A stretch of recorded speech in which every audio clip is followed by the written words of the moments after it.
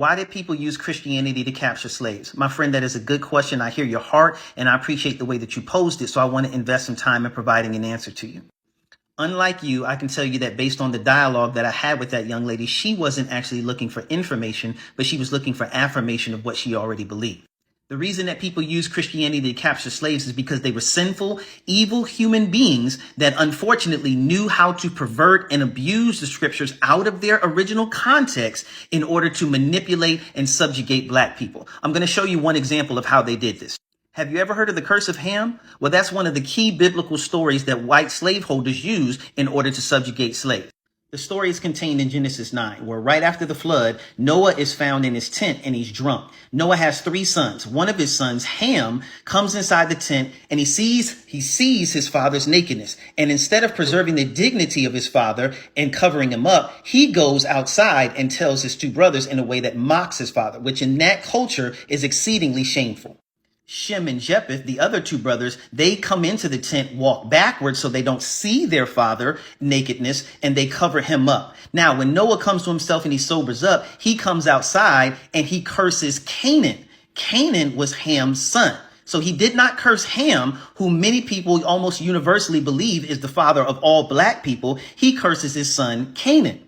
So white slaveholders manipulated and abused this scripture to tell black people that because black people derive from Ham, that all black people are cursed by God. But when we actually look at the story, it was not Ham that was cursed. It was actually Canaan. Ham had 3 other sons, Cush, which is modern day Ethiopia, Mizraim, which is Egypt, and Put, which is modern day Libya. So all black people can't be cursed because Canaan was cursed, because all black people don't come from Canaan, they come from Ham. And so we live on through the lineage of the other 3 sons. In Genesis 9:1, God had already blessed Noah and his 3 sons. And in the Hebrew, when it talks about the way that Ham saw his father's nakedness, it's also talking about his perception of Noah as a result of seeing him in the condition he was in. In Genesis 9:1, God had already blessed Noah and his 3 sons. And in the Hebrew, when it talks about the way Ham saw his father's nakedness, it was also talking about his perception of Noah and the disrespect that he saw internally. So when Noah comes out, God gives him prophetic foresight into the lineage of his son Canaan. Canaan and his descendants always actively opposed God's people, the Israelites. And as a result of that, they were conquered. They do not have a lineage that exists today, but the other 3 sons do.